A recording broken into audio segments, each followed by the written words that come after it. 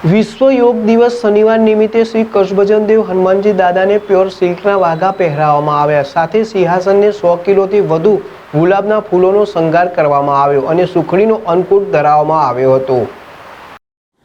સુપ્રસિદ્ધ યાત્રાધામ સારંગપુર ધામ કષ્ટભંજન દેવ હનુમાનજી મંદિર ખાતે શાસ્ત્રી સ્વામી હરિપ્રકાશ દાસજી અથાણાવાળાની પ્રેરણાથી તેમજ કોઠારી વિવેક સાગરદાસજી સ્વામીના માર્ગદર્શનથી તારીખ 21/6/2025ને વિશ્વ યોગ દિવસ એવં શનિવારના રોજ સારંગપુરમાં દાદાની દિવ્ય વાઘા અને સુખડીનો અન્નકૂટ ધરાવાયો એવં 100 કિલોથી વધુ ગુલાબના ફૂલોનો શણગાર કરવામાં આવ્યો છે.